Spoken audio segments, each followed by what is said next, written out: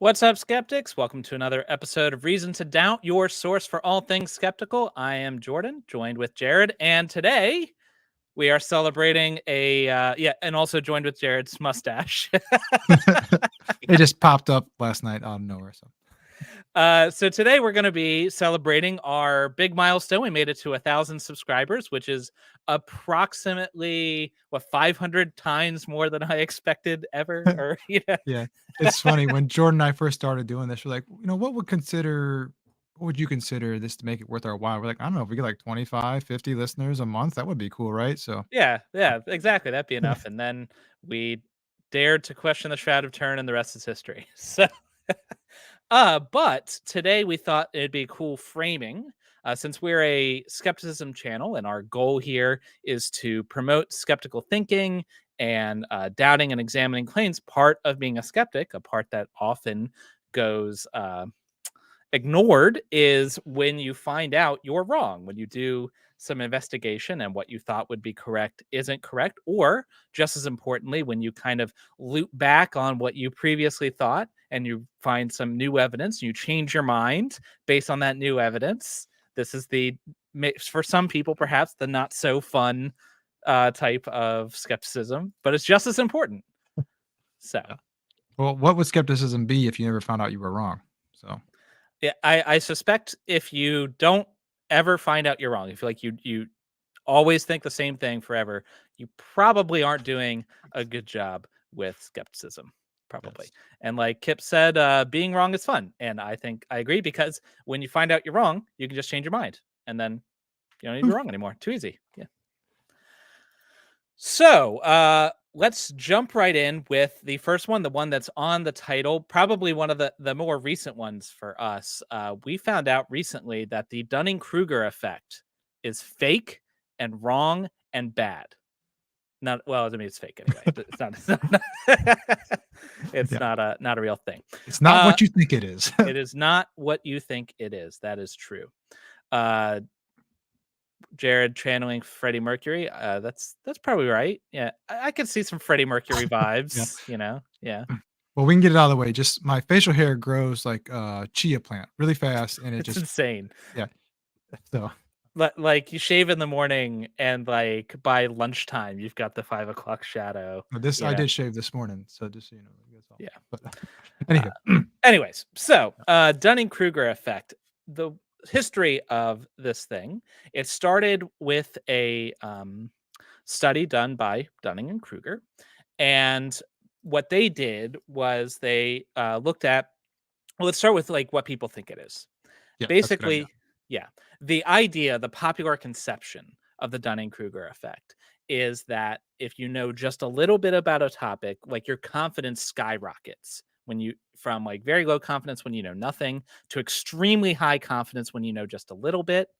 And then as you learn more, it plummets because you realize that you were perhaps not as well informed as you thought, and then it slowly goes up.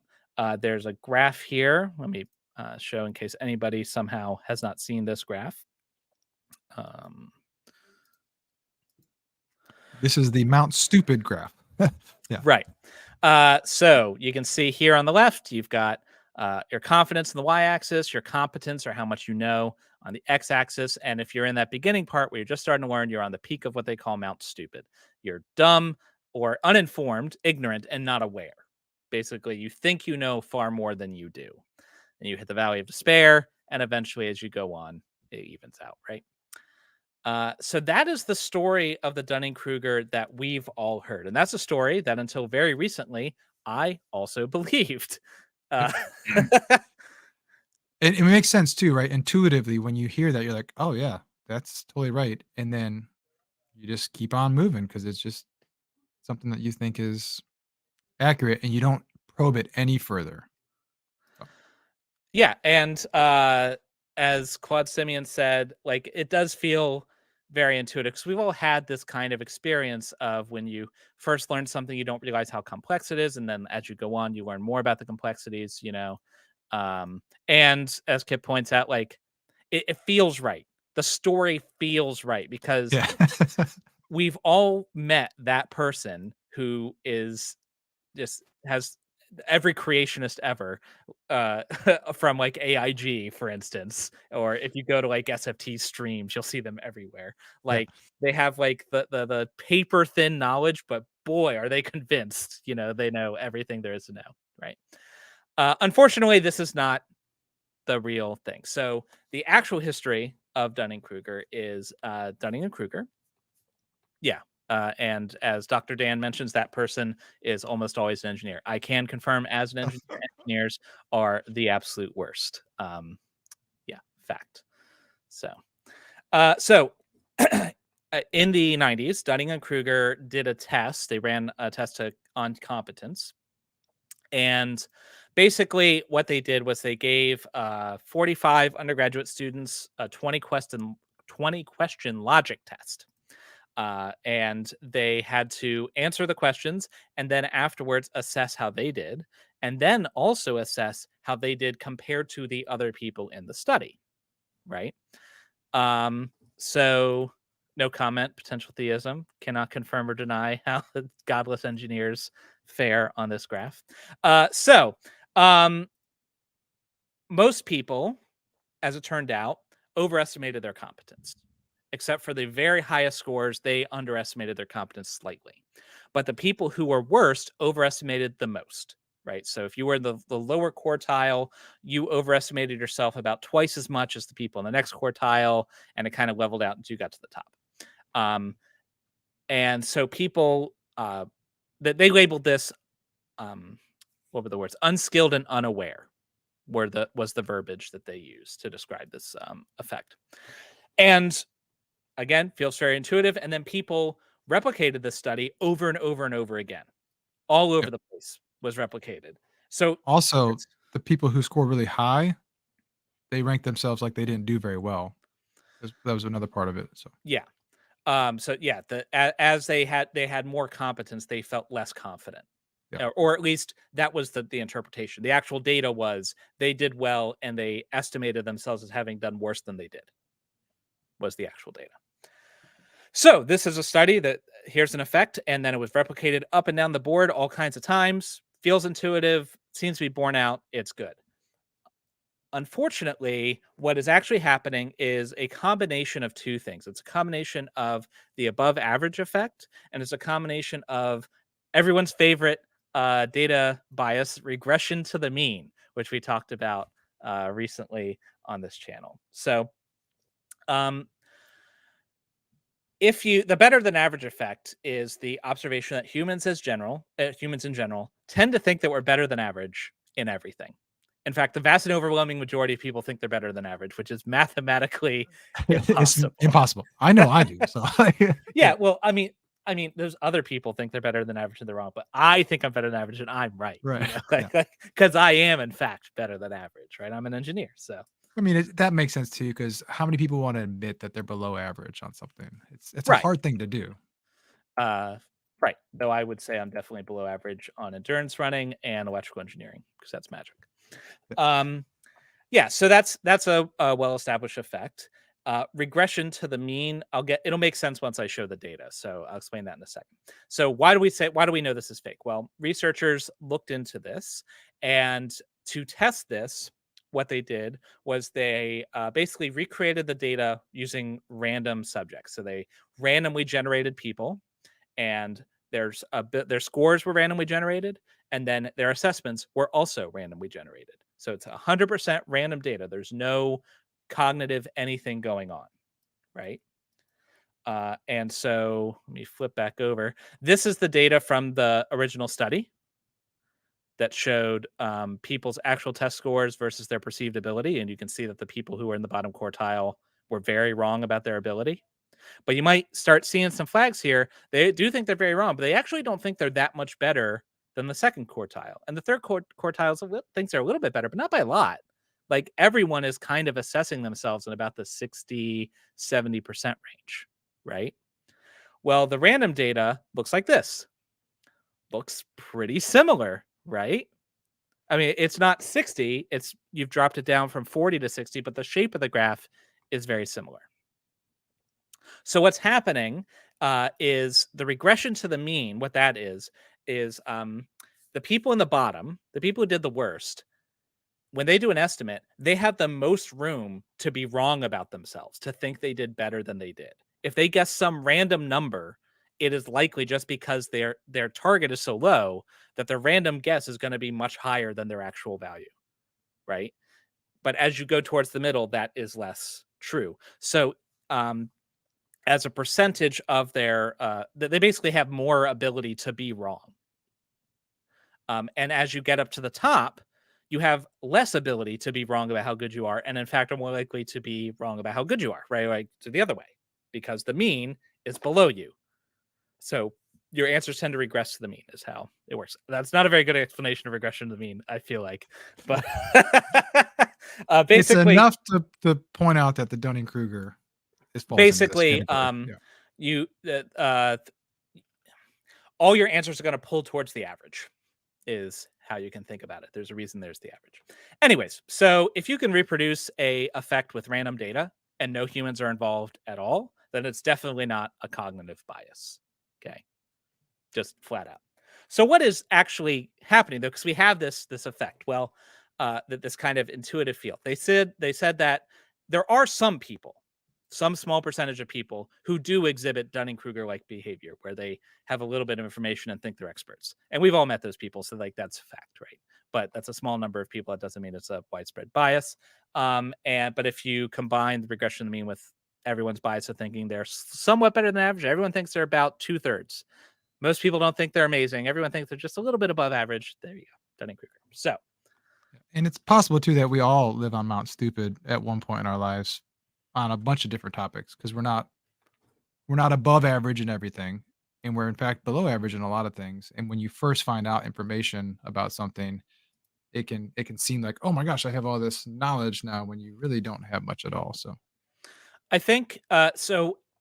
Dunning and Kruger, in discussing these findings, they mentioned that this data was never supposed to be about them. Something like, oh, this person is subject to Dunning-Kruger. It was about us. This is a thing humans do.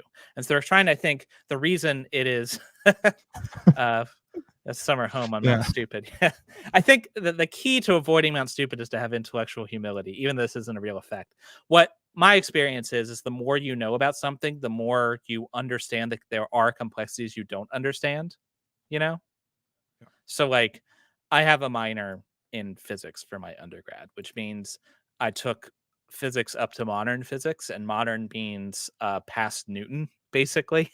So I got into some relativity and just like skimmed the surface of quantum mechanics. And I know I think it's fair to say I know more physics than your average person. Here I am with the above average effect, but I think I have empirical justification for that. However, I know for a fact there is a lot more physics I don't understand than the physics I do understand, right? So, yes, that's the headline bit. Every single one of you in the audience were wrong about the Dunning-Kruger, and I'm sorry that you can't use it as an insult. Though, actually, you can salvage this because you are now in an elite group of people who know that the Dunning-Kruger is false and know why, Yeah. right? This is not a widespread bit of information. So you now have the opportunity to, well, actually, the entire skeptical community. Also, side note, in doing some prep for this, the graph that we showed you at the very beginning, the Mount Stupid Oh, graph, yeah. Yeah. that I, is not tied to anything Dunning and Kruger did in any of their papers. It's not there. It's something that somebody just made up and said Dunning and Kruger effect on it. It's I not a we thing. Yeah. we looked, we couldn't find where this came from. It just kind Yeah. of just spontaneously generated out of the ether on the internet and got It's tied to basically, this yeah. thing. It's basically like a graphical representation of what people think the Dunning-Kruger effect is, but it doesn't go back to that thing. So Can we call it the Richard Carrier effect? Yes, and I think if you're clear that the effect applies only to people named Richard Carrier, then you might have a better argument for you. yeah. Okay, so that was the first thing, but don't worry, there's plenty of things we've been wrong about. Before we get into that, I just wanted we made some announcements on YouTube and some other stuff, but first time on video, we have a Patreon now. I guess we'd there's there's a little bit of imposter syndrome with this, because like we could have had a Patreon for forever. There's no like reason why you can't. But I always felt weird like asking for money until YouTube said you are worthy of having money. But now YouTube has said that, so now we have one. So if you would like to join our Patreon, you can. The link is on our link tree. And the benefits of that, basically, you can engage with us directly, more directly than the YouTube comments, and you get to see our stuff early. If you're on the bottom tier or up, you'll get to see our videos, our pre-recorded videos about a week early. There's one up there right now, in fact, where we talk about some young Earth creationist response to CMI. They're talking about the age of the Earth, so we talk about that one. You can see it right now if you wanted to. It's up there. It is up there. On the second tier, $10. So the first tier is $5 a month. Second tier is $10 a month. You can see live streams a week early once we invent time travel. I'll let you know. Which we're working on it. So we're working on it. We'll get there. I don't think, just to talk about that too some more though, I don't think people realize how much work Jordan and I do in preparation for our episodes, because we're a channel who espouses critical thinking and skepticism. We are very cautious about putting information out there that we haven't researched well, and so it takes a lot of make mistakes. We make mistakes. Yeah, trust me. We're going to talk about some of our mistakes, but we try to put out really quality content that's been well researched, and it does take a while to do. So that's just a way to show some support.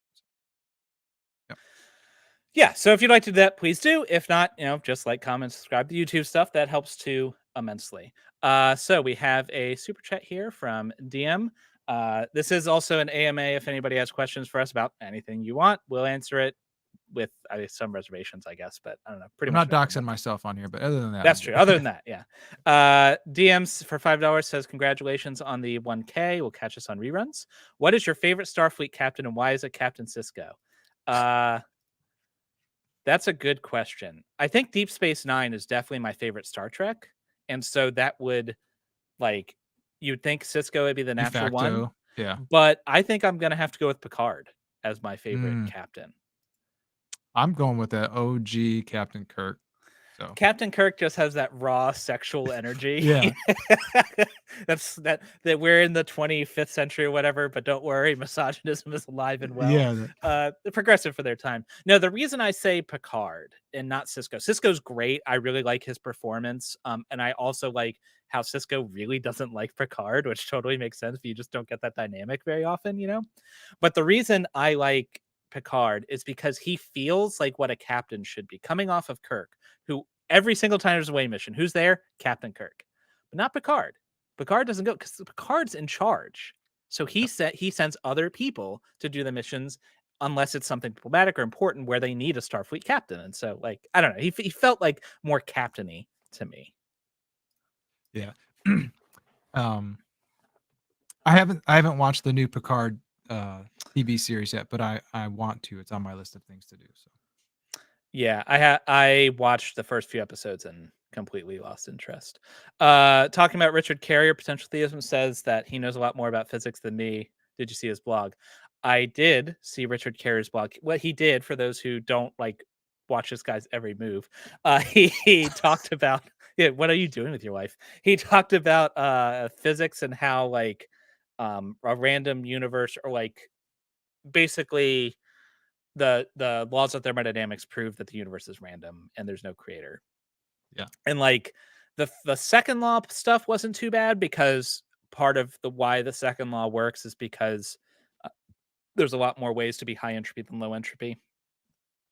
And so if you're like, it's just easier to fall into a state of high entropy is one way of thinking about the law of entropy. So that wasn't too bad. And so if he had stopped there, I would have said, hey, that's a nice, like, it's not groundbreaking or anything. Like, people have thought of this before. We learned about it in college. But hey, good for you for stumbling on this explanation we've already known.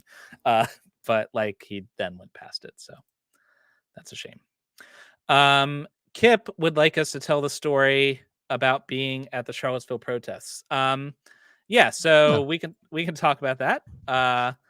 We were both in the National Guard in the Army. That's how we met. And towards the end of our careers, the Charlottesville riots broke out. So for those who aren't aware, there was a statue of Robert E. Lee, right? It was Lee, yes. I'm pretty sure. Well, there's two statues, but the main one was Robert E. Lee. So right. So they were going to take the Statue of Lee down because, He's a Confederacy, Confederate. Yeah. racism, yeah, traitor, etc. And a bunch of white supremacists didn't like that, so they were going to have the Unite the Right rally and come trash Charlottesville. And so the National Guard was activated to preemptively to like support this, and it was a little surreal. Like in the week leading up, we were already on duty, and they just extended us. Yeah, For we were like, actually on our annual training, and they put us on a bus the day before. It's like, you need to get back to Charlottesville yeah, now. it was like our 2 weeks training, and at the end they're like, yeah, so you're not going home. In fact, so we got to Charlottesville, and they were like briefing us on like the various white supremacist and Nazi groups that were coming and their usual tactics of like inciting violence and then like to get an attack so that they can like use it as propaganda basically was the point, and how Antifa was going to show up. But what was crazy was like the day of, the cops were out there and the MPs got sent, the military police. We're infantry, so we had like 200 infantry guys in this room, and they're like, okay, if those guys get overrun, you're next. We need 4 men who can carry a rifle and won't freak out about it. So Yeah. so I was one of the guys they picked. So it's like, here you go, Sergeant. Here's your M4. Here's 210 rounds of ammunition. And I was like, might shoot an American today. It was pretty surreal. And meanwhile, we're all staged because we have no idea what we're doing, and we're in full like riot gear, so head to toe riot gear, gas masks on our hips, the whole Ballistic nine shields, yards. everything. Yeah, Yeah. the batons, Yeah. and we're getting Fortunate. ready to go face I down def Americans. I definitely thought we were gonna go because like we were watching it on the news, so we could see what was happening. And like usually you have like the two sides yell at each other for a little bit and maybe slowly work up. No, the night before, first of all, the Nazis had like their tiki torch like march, Yeah. and okay, Nazis are shit and awful, and punching them is always moral. And so Was they're that hard to terrible. say? Was that hard to say? No, not No. it wasn't Yeah. hard to say at all, Yeah.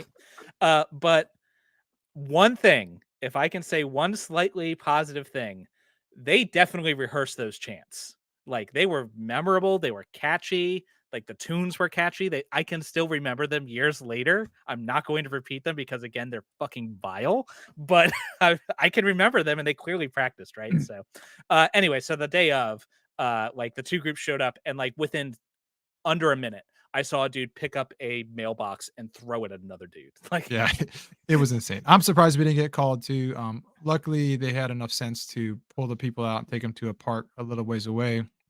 But the story doesn't end there because mm, the next day, so we're done. We're like that night we debrief, do all our stuff. The next day, we're still in Charlottesville, getting ready to go home, and they had to do some stuff. Like, let's go get some lunch. So, Jordan, myself, and some other guys went out to this Mexican restaurant in Charlottesville, which is really close, like 2 blocks away from where the yeah, rally was being held.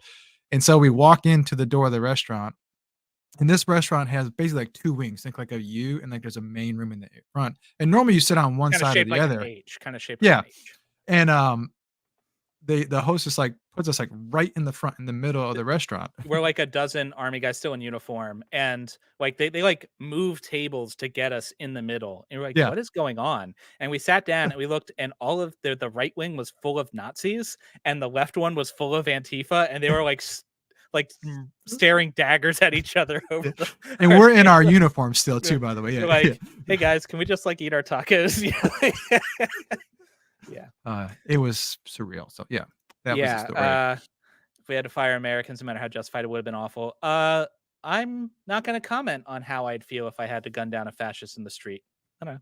You can decide what you might think I might feel, or you can super chat and I'll tell you.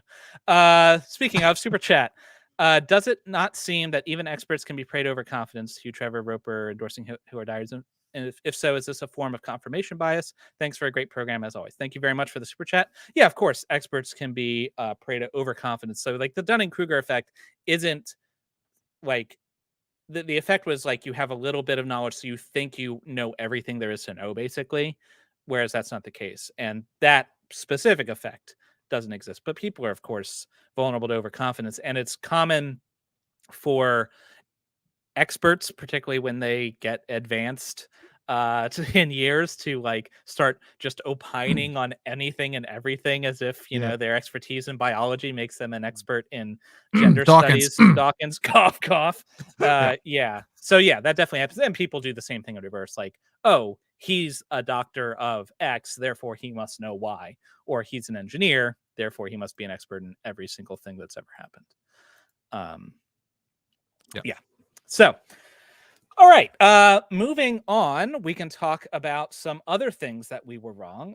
We've just got a list here, so we'll just kind of run through it. If you have any other questions, please let us know. Here's another one that gets brought up all the time on Twitter, that it can end with some spicy arguments sometimes, and that's the definition of atheism. So we, not that long ago, if you go back to some of our earlier videos, you can hear us calling ourselves agnostic atheists was our And we would do the 4-point quadrant thing. And yeah. So the idea is that agnostic versus gnostic is whether you can know something. Atheist versus theist is whether you believe in a god. And so if you're an agnostic atheist, you don't believe in a god, but you don't think you know, blah, blah, blah.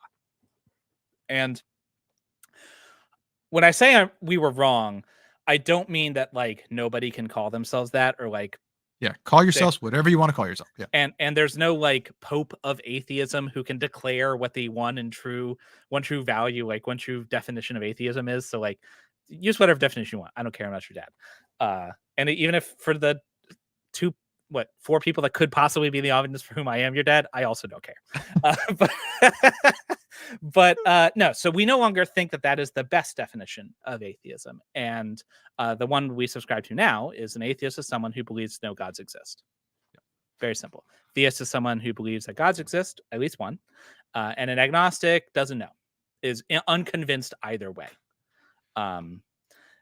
This is one of those ones that when you first come out of any sort of religion, whether that be Christianity or something else, and you find atheism, you tend to find yourself on a YouTube rabbit trail of watching Christopher Hitchens and Matt Dillahunty, and you kind of just get indoctrinated. And the language that's used quite often is that, lack theism, or the agnostic atheists, and they talk about the that. lack of belief atheist. I lack a belief. And it just intuitively makes sense. Oh yeah, I don't have a positive belief. I lack a belief. I don't know that God exists, therefore, right?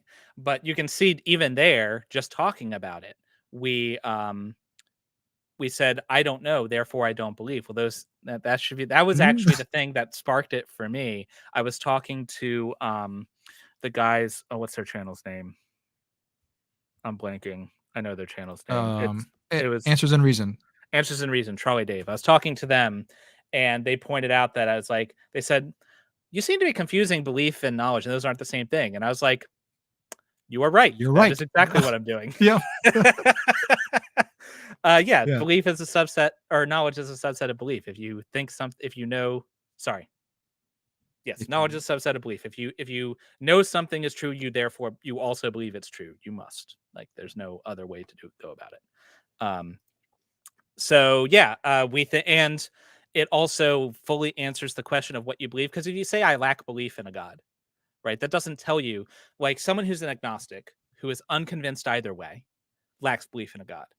And someone like us who believes no God exists, I am convinced no gods exist, also lacks belief in a God. Those are 2 very different positions, but they're just kind of like lumped into one big bucket, I think some of this stuff, we've talked about this before, is that people are afraid to take the burden of proof on, or they think by saying, I don't believe that gods exist, or I believe no gods exist, that all of a sudden they have to now have justification for every single god that's ever been conceived in the world. And that's not how it works. It's like, right. They think like, because the burden of proof is some scary thing, like they have to prove no gods exist. And that's not the case. I just have to have sufficient justification to justify why I don't think a God exists, right? Why I think no gods exist. I don't have to prove it definitively. I don't have to have 100% confidence. And, the door is open to future evidence. It's just what I believe, All belief means is thinking that the thing you believe in is more probably true than not.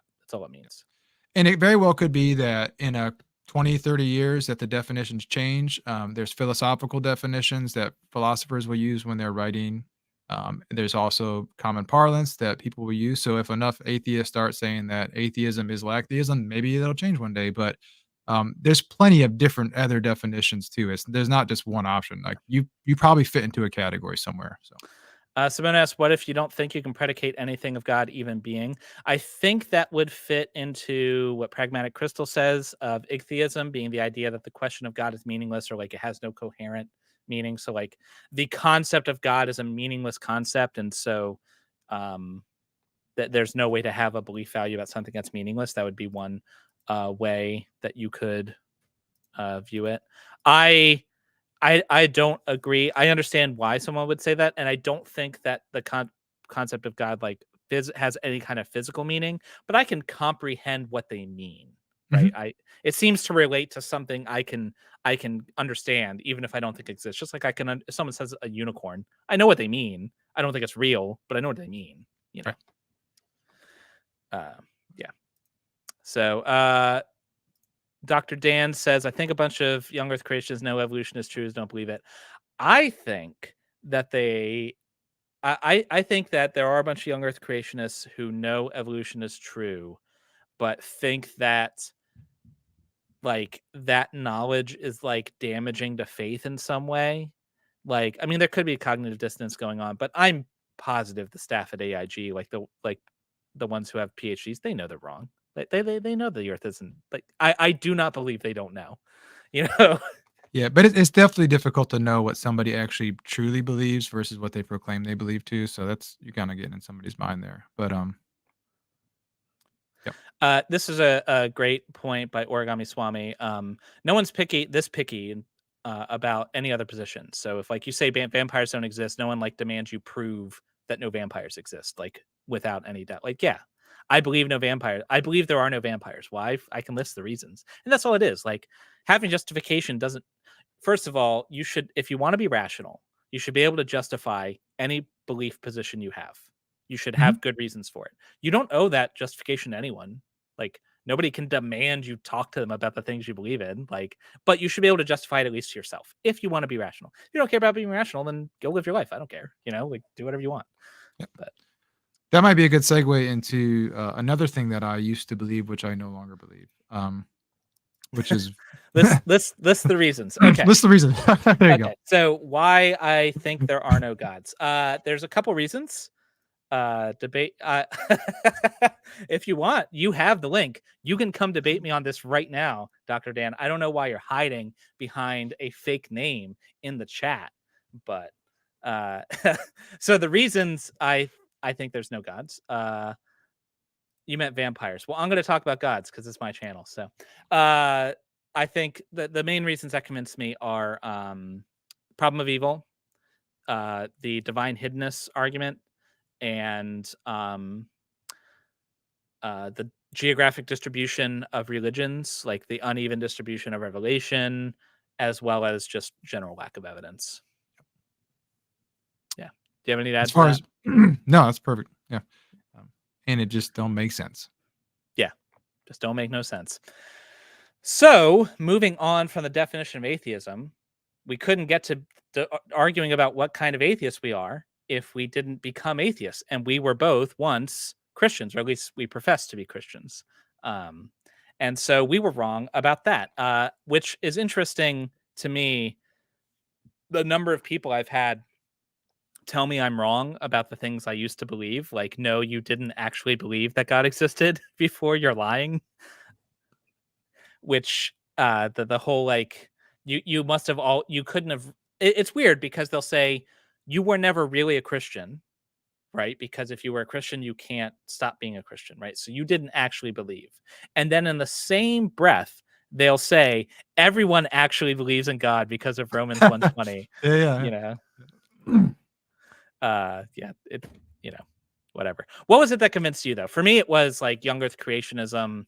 That was the first like hammer blow. And I've told this story before. If someone wants to hear it in detail, I can tell you. But basically, like a guy handed me a book and it's like it was Francis Collins' Language of God, and it's like, you should read this, and I did, and I was like, oh my god, I'm wrong about everything I believe. It's the short story. It was longer than that, but yeah. Yeah, So what was it that convinced you? so it was, Death by a Thousand Cuts, basically, but it all started when I was doing my undergrad, and actually, Kip Davis, one of the very first things was the document hypothesis, right? So, like, learning that the scripture that I held as sacred might not have been as divinely inspired as I thought it was. And that opened up my mind to, like, actually critically analyze the rest of the stuff, and then just slowly over time I had I kinda use an example of like a pillar. I had a stool with a bunch of legs on it, and then I was like, "Oh, well, divine inspiration, knock that one out." Oh, just kept knocking legs out until I was like, "I have no reason to justify this belief anymore." So, So on that though, so when I left Christianity, that had like a cascade effect on a lot of different other beliefs. Document hypothesis for the win, says Kit yeah, Davis. Destroyer of faith, the document hypothesis. Well, I mean, all those scholars, that's what they're there. That's what they're doing it for, yeah, right? These biblical scholars are trying to destroy people's faith and turn them into atheists. And also trying to like dogmatically hold on to religious beliefs. It's weird. Depends yep. on who you ask. Chess says the power of the bow tie stash combo is more than they can handle. It is pretty powerful. We could get some kit. Like we can add just a mustache right underneath Yeah. the This is thing not on the staying branding. because my wife can't stand it, so Look, she needs to get on the branding bandwagon. All right, like okay.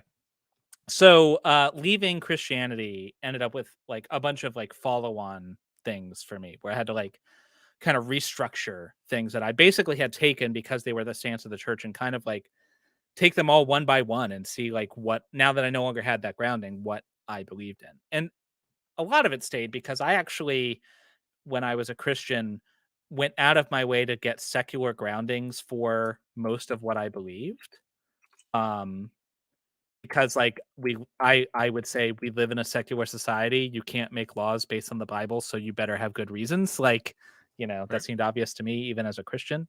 Um, but yeah, there was a lot of things that I ended up um Nitty for $10. This one time I told my wife I'd stop super chatting for a week, but bow ties 1,000. How can I not?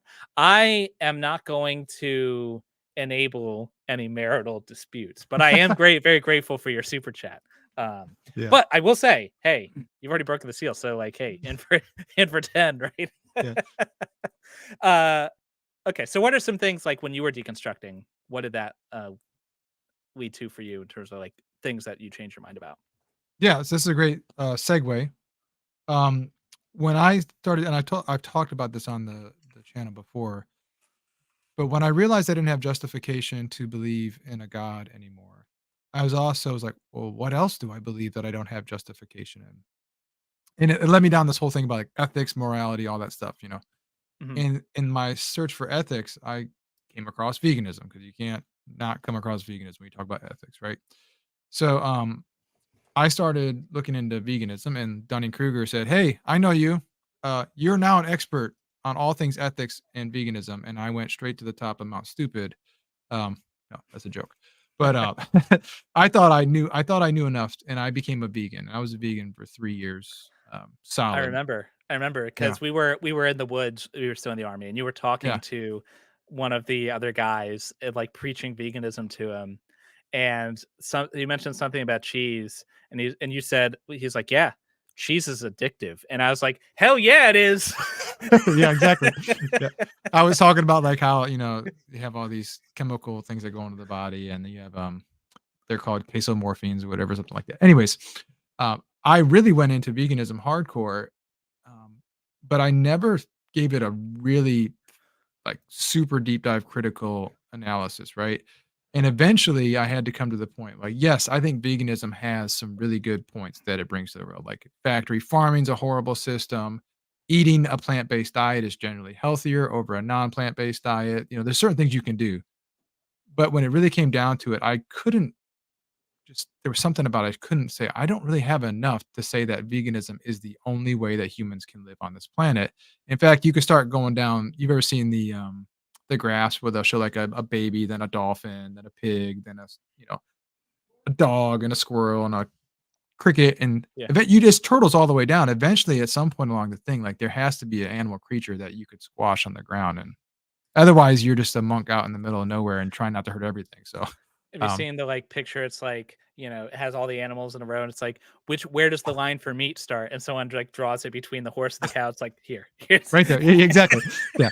So, those kind of things made me realize that so like I can't be full on vegan anymore because I didn't have legit justification. So, Claude Simon, I'm with you. I'm not sure I'm moral enough to believe in anything that'll keep me from eating meat and cheese. Cheese specifically, like meat is good and all. I do like meat, but like factory farming is horrific, and like so like if the cost of meat was significantly higher in order to make it like more moral, I'd be in favor of that. But I don't know that I can live without cheese, to be honest. Chesh, you would be amazed at the number of philosophical conversations I have had while standing around covered in mud in the oh, woods. some of the best ever, man. Tell you what. That is why we have this podcast at all, actually. Yeah, it really was. We were literally sitting in the woods, and Jordan and I were like arguing with people, or him and I would just be having a conversation back and forth about We would do something. like performative argumentation, like the platoon would be bored and they just watch Jordan and Jared argue Yeah. with each other, And one day somebody's like, "You guys should do a podcast," and we're like, Yeah. We're "Yeah, like, we you know should." what? You're right. We should do a podcast. So yeah. Uh so anyway, yeah, that is why we had the podcast. What were we talking about? Oh yeah, stuff that we changed our mind. Well, obviously, I changed my mind about basically everything related to LGBTQ. Hold on. Yeah, that's a huge thing. Um, Because like, and it's weird, even when I was in like almost kind of like a fundamentalist, like as kind of a fundamentalist Christian, I would say like I don't understand why being gay is wrong. Like it doesn't seem like it would be a problem. Excuse me, but like God says it's wrong, so it's wrong. So that one was easy for me.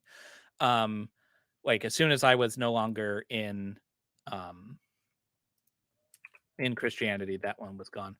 Trans rights took me a little bit longer, just because I hadn't thought about it as much at the time. It wasn't as big a deal. Um, yeah, very and similar to me as sorry, well. go ahead.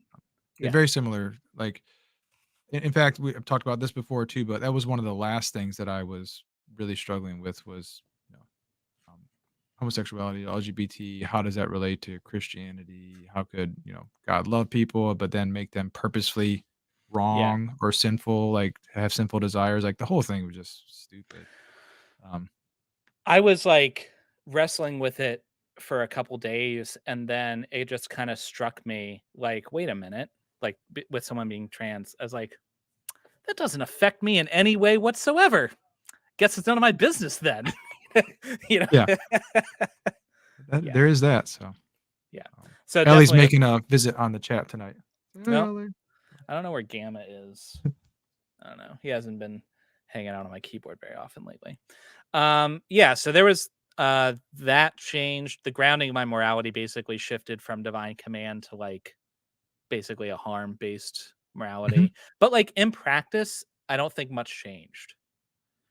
Like other than like there were certain things that I had to basically just accept as immoral you know, because of Christianity. Like other than that, like my day to day didn't really change Yeah, all that you much. weren't out picketing, stuff and like telling people they were horrible and No, that I people wasn't like hated them. Westboro Yeah, Baptist level no. or whatever. So, Yeah. Dr. Dan, how's it going? Hey, what's up? Can you hear me okay? oh Yeah, yeah, can hear you just fine. So Dr. Dan, why don't, in case anybody on the channel isn't aware, you run the channel Creation Myths. Why don't you tell people about that real quick? Hey, my name is Dan. I'm an evolutionary biologist, and as Jordan just said, I run the channel Creation Myths, where I take creationist scientific claims, like things where creationists are pretending to be real scientists, and I take those ideas really seriously, more seriously than they deserve to be taken. More seriously than And they we do. more seriously than they take them. And we yeah, look into the details and see how these ideas work as actual scientific hypotheses.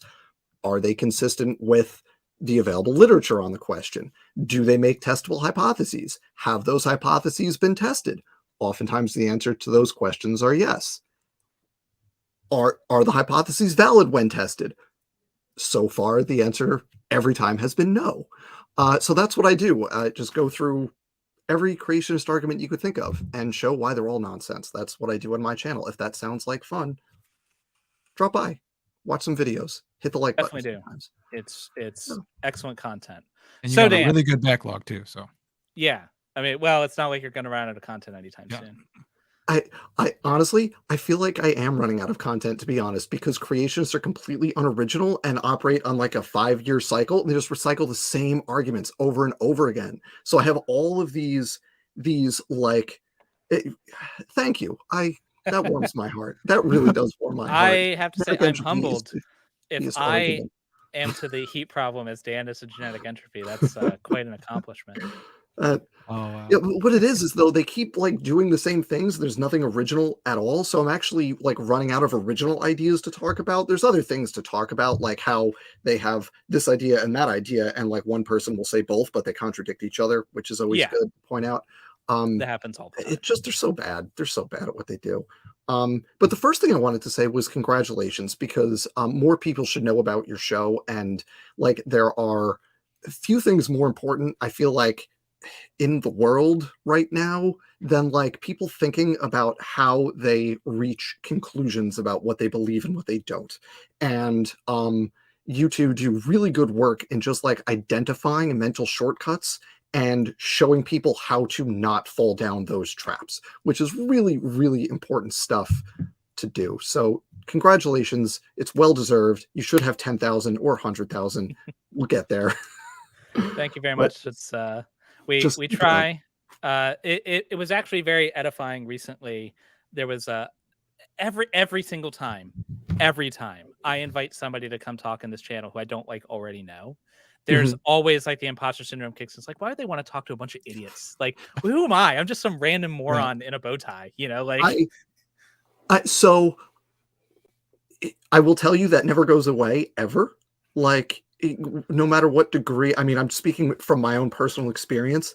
You can have whatever degree you have in the world, and that never goes away. If there's like people who are like at some formative time in your life you perceived as like the powers that be. Like I have been in a live stream, for example, on R and Raj channel with PZ Myers. And like, who am I? Some random, like, Yeah. I remember in 2005 when I was a college freshman, like reading PZ Myers' blog every day to stay up on like what was going on with intelligent design. Like, how did I end up in the same room as the two of them? I don't belong here. This is ridiculous. Yeah, So that was one of my proud moments too. Was we get notification whenever somebody subscribes to the channel, and PZ subscribed to our channel one day, and I was like, Jordan, it's like PZ subscribed to our channel. This is amazing. He's like, what? I was like, Yeah. so, Yeah. Yeah. I have to be honest. I actually was not aware of PZ Myers as a person until like he was in the Science Friends chat. And I mentioned like to Jared one day, I was like, yeah, some guy named PZ Myers was talking about this in the chat. He's like, what? I was like, wait a minute. yeah. Yeah. Yeah, it's kind of surreal, and it never goes away, and that's fine. It's just, it's, you know, it is what it is. It's fine. So Dan, since the topic is things we were wrong about, do you have anything you'd like to share? Oh Something you man, were wrong about? I have two that I think you'll appreciate. They both have to do with, they're both politics adjacent, one more so than the other. And one of them is, and the first one is really about persuasion, because like Jordan, you know me pretty well. You know that I'm all about like, you know, fact, like here's why you can accept X as valid or likely to be true or whatever, right? I love having lists of references that just back it up. And this goes back to 2016, because the 2016 election and the world since then broke my brain. Because what I have had to accept is that I was, up until that point in my life, completely wrong about how to convince people of things. Because I thought that the way to convince somebody that something that they did not think was true was actually true was to present facts in support of that thing. And then they would look at those facts and go, oh, it sure looks like the facts say X, I should believe that X is true. Therefore, I will change my mind now. Right. Thank you for telling me. Turns out that is not just completely wrong, but it is both counterproductive and in many cases obnoxious. So I had to, and it took until the 2016 presidential election and like watching people who I know personally who are very smart and like generally have up to that point in life agreed with me on things, watching them just like lose their minds and any semblance of like rational thought during the 2016 presidential election. And what the thing that I had to learn, and it was very difficult to learn, very painful to learn, was we've all heard the phrase, facts don't care about your feelings. I think what is actually true is that your feelings don't care about facts. Yep. Right? Yeah. It's actually the reverse is true. And so like the way I had been up to that point in my life going about convincing people of things when my goal in a conversation was to convince somebody of something they didn't agree with, I had been doing that completely wrong. And the way to do it is not start with barrage of facts backing up your position. It's, for lack of a better way to say it, it's really all about vibes, right? It's about identity and community and validation. And then you can backfill that with a backing of facts once the person is at the very least open to believing what you're trying to convince them of. But it took me a long time to realize that like the way I was going about that was completely ass backwards. And it really took like, it really hurt my brain to like wrap my head around that because it just seems so wrong, but it's just how human brains work. And man, that sucked. That broke me. It's a psychological term. I don't know what it is, but it's like the doubling down. Like if somebody's presented with facts that contrary a belief they already held, they double down on the belief. So funny thing, that's called the backfire effect. And like the Dunning-Kruger effect, there was an original paper on that. And then recently, within the last couple of years, there was follow-up work that showed that's not actually the case. Look, Isn't I that just funny? changed my mind again. Wow. And that was just a couple of years ago. I was like, oh, can't use backfire effects anymore. I'm gonna look into that. But I think somebody who's really good at this. Do you remember street epistemology? Like Anthony Magnabosco came out a few years ago with the idea of like using the Socratic method to try to get people to look at their previously held beliefs. I'm familiar with the phrase, and I remember going back, way back in like the new atheist days, the street epistemology stuff. Yeah, I don't know that person specifically, but I know the general thing. Well, he's really good he has a channel where he goes out and just talks to people about this, where he says, hey, let's talk about something that you believe. And then he goes through the process. But I think that's a more appropriate way to do that is like asking probing questions that may get them to think about it later. Cause you're definitely not going to do it in the moment. So, right. Yeah. That's the other thing I've had to accept. Like, it doesn't matter how many facts I present to you right now that make an airtight case for whatever it is we're talking about. At no point in that conversation is somebody going to say, huh, you're right. So the best I can do is just like open that door just a little bit. And the way to do that isn't to just like, you're wrong, you're wrong, you're wrong, you're wrong, you're wrong. Here's why, here's why, here's why, here's why. The way to do that is much gentler than that, and starting with empathy and validation and then kind of going from there. But counterpoint, have you considered that it's way more fun to do that? So this is a fun thing because what I've had to then, because I've kind of internalized this conclusion about the way persuasion works, and what I've actually had conversations now with people, and the question that I ask them is like, do you want to win the argument? Or do you want to win whatever it is you're trying? Like, do you want to accomplish your goal, right? Because you can win the argument in the moment, and that feels really good, and you get that dopamine hit, especially if it's like you're arguing online with somebody, and that feels great, but it accomplishes nothing. I will win the argument, please. Yeah. Right. Jordan loves telling people they're wrong. I do. So I have to work. I think if you train your mind to the point where like you recognize that initial resistance you have, I think it's something that you can overcome. It's not an insurmountable bias that humans have, but most humans put no effort whatsoever in overcoming that bias, Right. So Yeah, I agree that you're correct. Every single thing you said is accurate. I don't know that I actually live out like, It's hard. because like if someone's wrong, like part of my mind was like, if only they knew, even though I know for a fact that's not I gonna know. work. Yeah. I still do that. And especially like if you're arguing with like some jerk on the internet and you're like, I can like have empathy and try to like do, because it's hard. It's a lot more work and it's a much more long-term project of like try to bring you around to my side. But also I have this great zinger right now and it's going to get like 50 likes and a couple of retweets. Yeah. Like you just want to do it. You just want to wreck them on Twitter or whatever, X, right? You just want to do it and it feels so good. But if you're really trying to convince them, then you can't do it. You got to just hold it in. You just got to hold it in. And what you can do, and what Jordan knows that I do sometimes, is you can share the zinger with your friends and not actually say it publicly. Look at this idiot over here. As Tell Me More says, getting someone who is intellectually honest enough with themselves to examine their belief is a good way to go. The trick is finding someone who's intellectually honest, because it's tricky, especially when you're in like the pseudoscience realm and you're talking to creationists or anti-vaxxers or global climate change deniers or whatever, right? Like Right. one good example of this kind of phenomena, I think, is like who's that guy from Behind the Curve, the flat earther guy? What was his name? Do you remember? Sargent. Mark Sargent. Yeah, Sargent. Mark Sargent.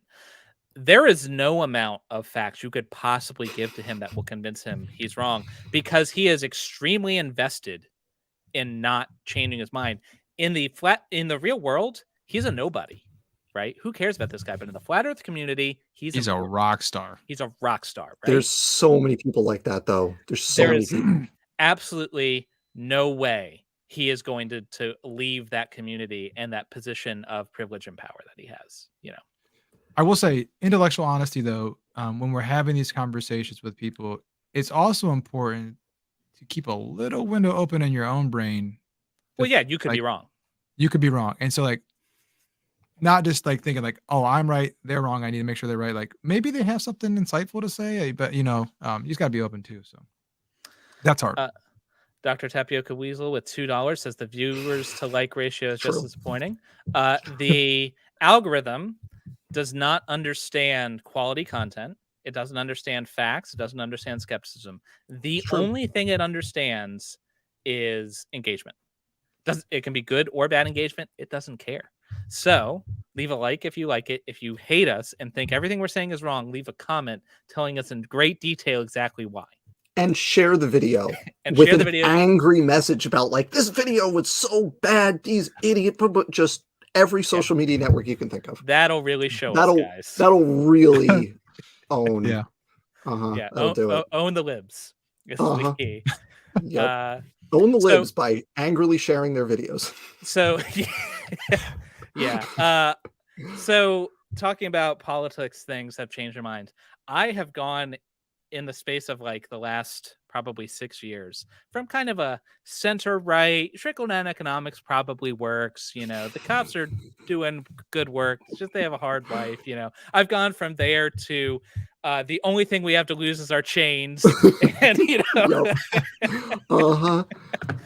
yeah. We were called recently it's probably 6 months ago now, but we were told in a comment that we were a woke apologetics channel, which I thought was pretty cool. Mission accomplished. Yeah, that'll do it. Own the list, spread in the word. Yes. There you go. So the second thing that I was wrong about, it kind of related to the first, but more kind of narrowly tailored, is the way, and this is very specific to the United States, very specific to our, idiosyncratic political system. But basically, this one is frankly astonishing to me. I can't believe, and this one's fast too.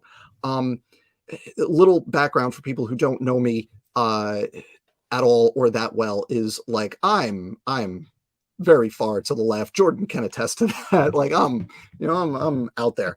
And basically, I've come around to the position that the best way to advance my agenda, which includes things like universal basic income and free education until you're done getting whatever degree you want to get, up and down the spectrum, no means testing for any of this stuff. Like I'm like, single payer health, like everything. Like you just go down the list.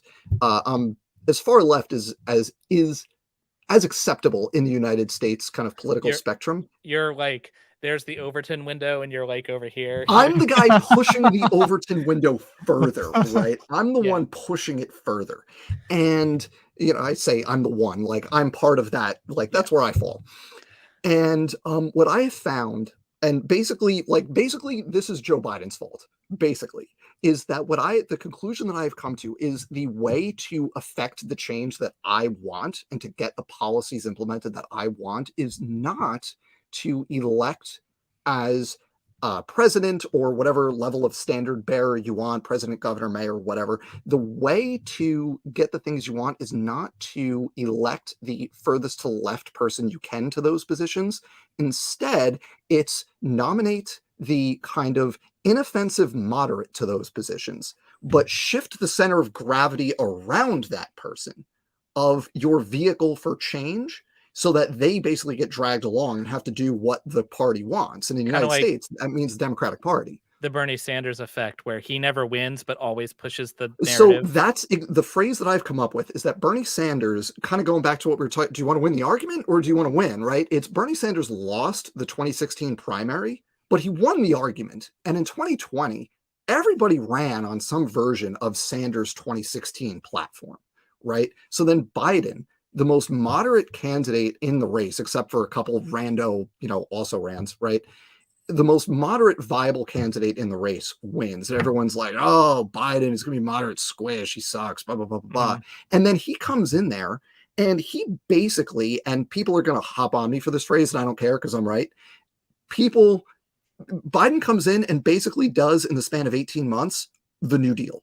Right? He comes in there and he does basically the New Deal in the span of 18 months, including universal basic income for kids and the most aggressive climate change bill, not just in America, in the world. Billions. Ever.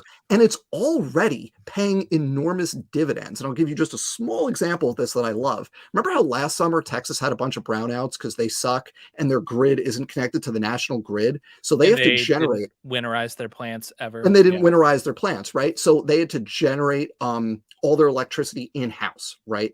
And so like if they don't generate enough electricity, then like they're out of luck. It wasn't the winter thing, though. It was actually last summer. They didn't have the capacity for all the air conditioning they need. This summer, so far, no brownouts in Texas. There may be some coming next week with the heat dome, but so far, no brownouts in Texas. The reason? They doubled their solar capacity in 1 year. Like, that's the Inflation Reduction Act that did that. Like, no Biden and no worse Democrat in Congress, Joe Manchin, voting for it. That doesn't happen, right? Yeah. And the reason that could happen is everybody in the Democratic Party, except basically Sinema and Manchin, were on board for this super progressive agenda, right? The left won the argument and dragged everyone else along with them. And that's what worked, unlike like getting Bernie Sanders elected president. That didn't work. But like it's and people again are going to jump on me because the person I'm going to mention is very divisive, but like it's really the AOC approach of like, I'm going to be super progressive. I'm going to be the left. I'm a socialist, but I'm going to work within the system. I'm going to convince people on my team that I'm right and drag them along with me. And all of a sudden we're going to be in a better position. And like, I didn't think that 2 years ago, but I've been convinced that that's the right approach. Yeah. So I think Kip's comment here kind of nails something you were saying. You sound like a Canadian. And this is actually more insightful than maybe even Kip intended, because AOC, like you described, are super left socialist. In any other context, any other developed world, she's like mainstream left. Yeah. Like she's not particularly extreme. She's just normal. And Biden is center right any other place on earth. Right. But here, Biden is like this like leftist, borderline Marxist nutjob. Like it's crazy, you know? Yeah. Right. I was having a conversation recently someone, I won't go into specifics because my wife is behind the curtain and she would get mad if I did, but I was talking to someone and they were talking about like politics, and they asked me like if I'm a socialist, and I said, you know what, I think I am. And they said, well, why do you support these things? Like, you're an engineer, you're gonna be fine. It's like, I know I'm gonna be fine, but like there's other people. It's like, but you're gonna be fine. And it was, this person could not comprehend that I would not be affected, and yet I still supported it. It was just like just smoke pouring out of their ears. What? It's crazy. Why would you have empathy? Why would you do that? Right. Hey, Chesh. Hey. Sorry, I didn't mean to ambush you. Hello, it's me. What's going on? I'm just switching my audio over to hopefully it'll fix itself. Welcome to the stream. Why don't you introduce yourself? I know you've been in the chat, but people may not know you. Oh, I've been in the chat. I've been around. I'm all over the place. Who knows even where I am? Hi, yeah, I'm Chesh. I do art and I talk about stuff and things. I think I've probably talked about politics. I've talked about art. I've talked about atheism. I've talked about agnosticism. I've talked some philosophy. I like to yell at people because they're dumb. That's all I do. I love yelling at people because they're dumb. It's my audio's like broken. one of my Hold favorite on. things. Give me 1 second. But again, not a good way to convince them. God, But it's still fun. But it's still fun. It feels so good. Yeah. All right, listen. I'm gonna bounce. I just wanted to again say congratulations on the 1K, and I love what you do. Please keep doing it. It's fantastic. Thanks, Dan. Thanks, It is Dan. now fixed. Oh, bye. Stuff and Things, my favorite store. Yep. So. Hell yeah. I have, okay, so what are the rules here before I get you in trouble? I mean, other than like don't be a fascist or like anti marginalized community. It's like, other than that, do whatever you want. I don't care. Oh, that's easy. Okay. Listen, sometimes people are like, don't use the F-bomb, Chesh. Every time I invite you on, you use the F-bomb, Chesh. That's definitely not dapper. We're an hour in, so like YouTube can go fuck itself. I don't care. Like oh, okay, fair enough. Yeah, they're not paying that close attention. Yeah, definitely. So what have you been wrong about, Chesh? What is it something that you've been wrong about? Literally never anything ever once in my whole life. That's fair. I mean, I'm wrong all the time. If you think about it, like just like statistically, somebody has to be right all the time. Has to have been right, and that person, Jesus Christ. Naturally. Who else could it possibly be? Yeah. No, I've been wrong about stuff all the time. Like, I build my brand off of being incorrect. I usually try to catch most of my errors in editing. Spelling, I'm the worst. But there is one thing, if we want to talk politics, that I've kind of learned over the years, and it is that you don't have to change people's minds to change their politics. So you don't have to change somebody's belief system about a god to have a conversation about the ethics of this, that, or the other thing, whether it be like, the hot topic of abortion, right? You don't have to change their mind about when life begins. What you need to do is you need to have a conversation about priorities, right? So what life takes priority, because we don't live in a perfect world. And I think most religious people would acknowledge that, and it's in fact part of their theology. Mm-hmm. So it's like, okay, well, we don't live in a perfect world and everything's screwed up. So best case scenario, what do we do?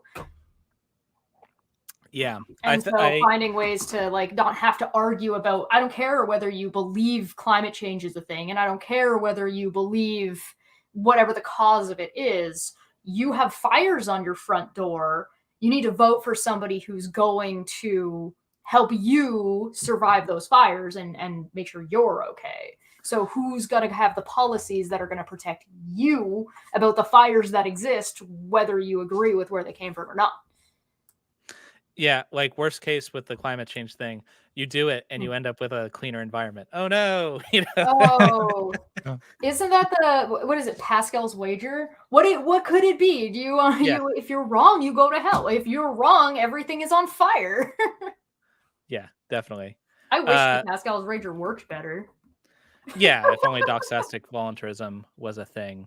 Yeah, I agree. And like I've had this discussion recently with a couple different people on like kind of atheist like activism, and like I I like arguing about atheism. It's entertaining to me. But at the end of the day, if someone wants to believe in a deity, I don't care. Like whatever. Do what you want, as long as you're not hurting anyone else. So like, Yeah. and I have Christian friends who are not hurting other people, so I know for a fact we can get you there. You know. So Yeah. It's Yeah. true. I think there's like a lot of people are, I think, surprised when most religious people will agree with most humanitarian points. until you slap a label on it, and then suddenly, Right. Well, it's the same with veganism, right? I bet you any money I could serve an entire buffet at a whole wedding, and as long as I didn't call it a vegan wedding, nobody would even notice. Yeah. But as soon as you call it vegan, everybody's like, ugh. Branding. Yeah. It's all about the vibes. It's all about the vibes. It really is. Yeah. So, well, I mean, since we're talking about controversial stuff, one of the things that I changed my mind on somewhat recently was abortion. If we want to get into like some really controversial shit. Sure. So when I was a Christian, I was like, life begins at conception, that sort of thing, because of the ensoulment moment, I guess. But I had the same sort of, because I believe that we lived in a secular society, so we had to have secular arguments. Basically, I would say if we can't be certain when life begins, we have to make the most the most conservative decision we can that favors life, and that would be outlawing abortion entirely. Of course, that ignored quality of life and a bunch of other things that go along with that. Yeah, that was one of our first arguments, Jordan, on the bus. Actually, we had an hour-long debate about abortion on the way We to did, Drill. yeah. Sounds like fun. Yeah, it was a lot of fun. Very entertaining for those around us too. Yeah, Well, so what I are you gonna do when you're on the bus?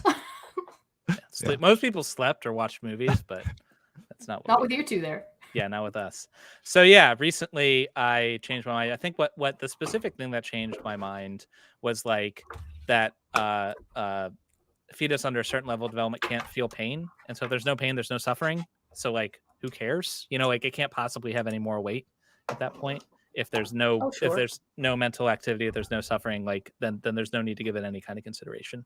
But even beyond that, like you said, we live in an imperfect world, and so you've got a full-grown adult with a well-developed life and social circle and all these things, compared to not the life that could potentially the life that could potentially be. Well, we have an actual life like right here, What does that potential life look like, right?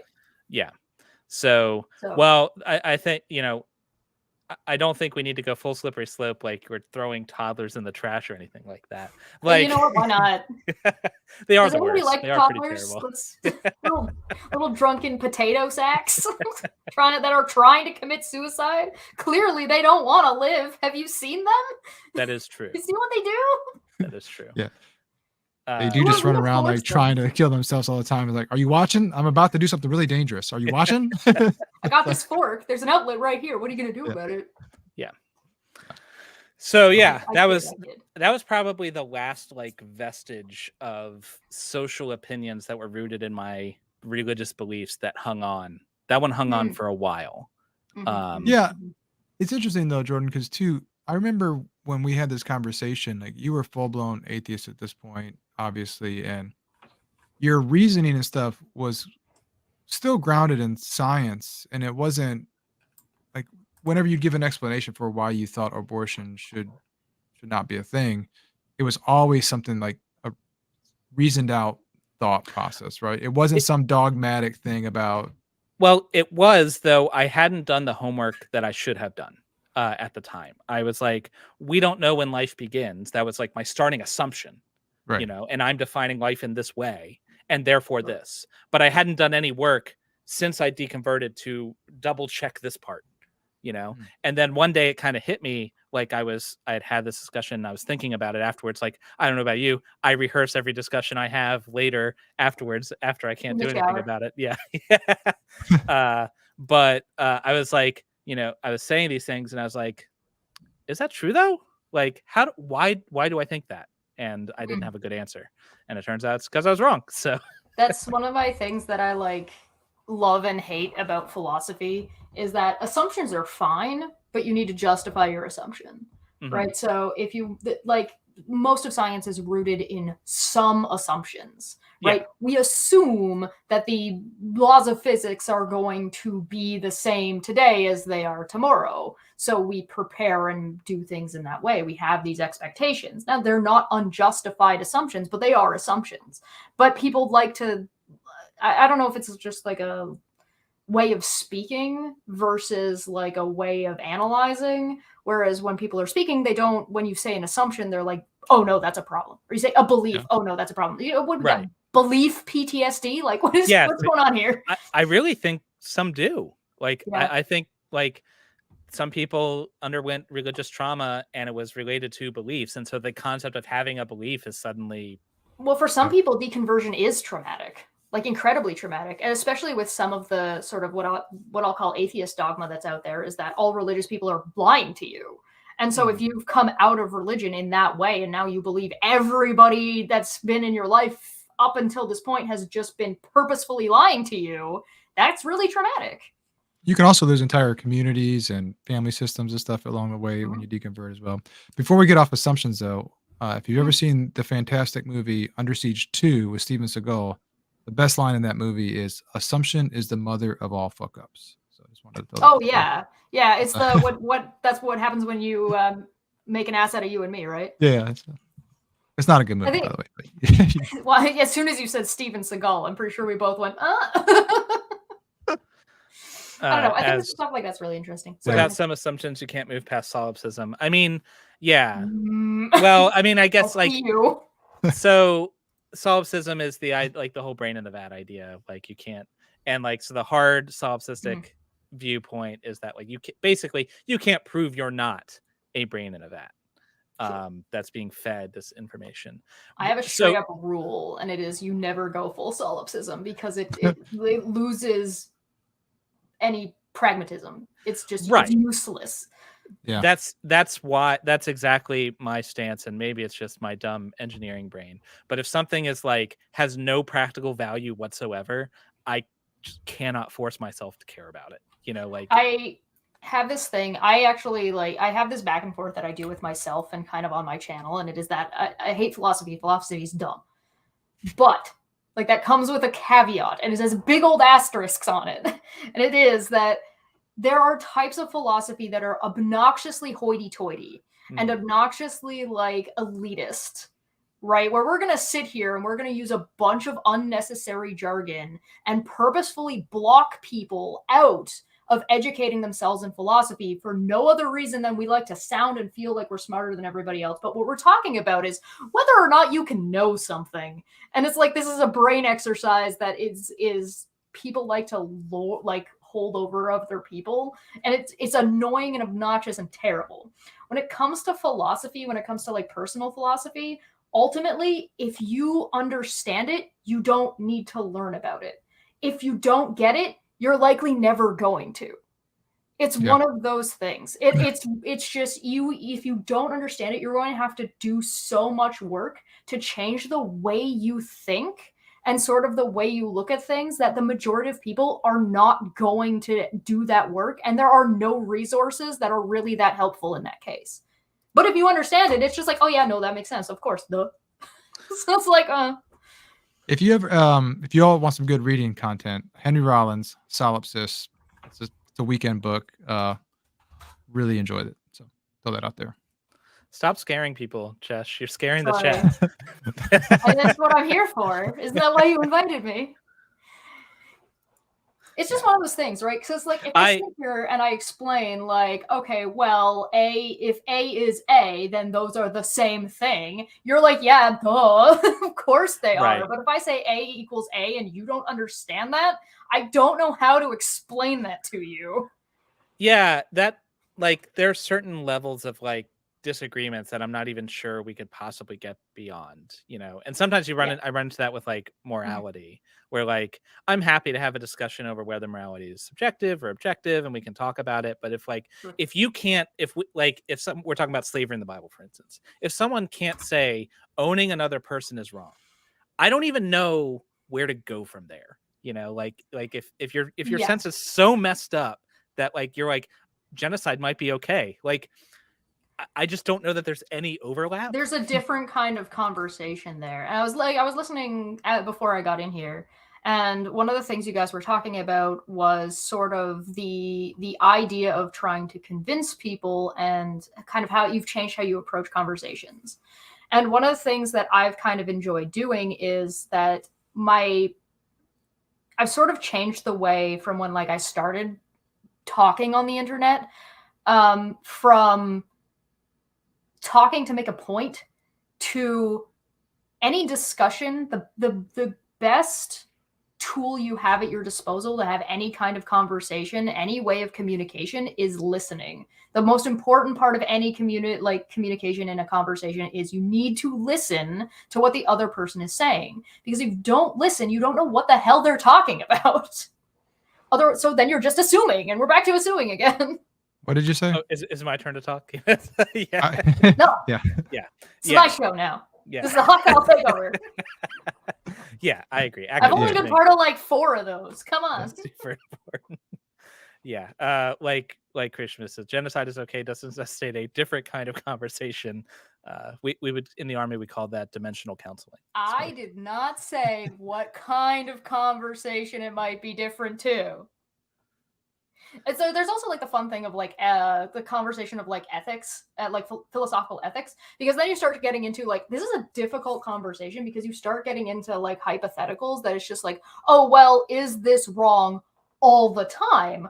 Or could you imagine a scenario where it's not wrong? And people get really uncomfortable in that situation because for the most part, I don't know if there's a single thing that you would like. You could like, I'm going to drop a baby off a cliff. Is that morally wrong? Well, what happens if I don't drop the baby off the cliff? Is there somebody right on the edge getting ready to catch the baby? Like right. Typically, yes. All else being equal, yes. Like, but I guess you could run into like, yeah. I totally agree with your assessment of philosophy, though. I think philosophy in general is a worthwhile thing to study, but there are definitely some fields of philosophy that are like so far up their own ass that like there's just no like. Yeah. There's also a point too where if you can't easily explain something to somebody, like the normal person, if you're having a conversation with one of these highfalutin philosophers, it's literally like trying to speak a different language. I have no idea what you're saying, and if you can't communicate your ideas to them, it's pointless. So yeah, if you can't communicate something to a child or like a 5th grade level, you probably don't understand it very well. Right. Yeah. Exactly. Sorry, I cut you off. No, I was going to say the same thing. Yeah. Same thing. All right. I've been talking a lot about how I've been wrong. Jared, what have you been wrong about? Oh my gosh. Choice of major. I didn't want to bring this up in this chat, but I will. Oh yeah. So other than my choice of major, for school, my choice to shave my mustache in this way. Because Jared went to. That's not a mistake. What do you mean? Yeah, How dare you? You're not being serious? No, I'm not being serious. Okay, because that was rad. Thanks. I agree. Physics is better than philosophy. Yeah, I've been around a lot, but probably. So I will say, and probably gonna start some shit, but Mythicism. I bit into Mythicism, hook, line, and sinker when I first heard about it. Like when I was first exposed to Richard Carrier and I read his book. I started with On Proving History, and then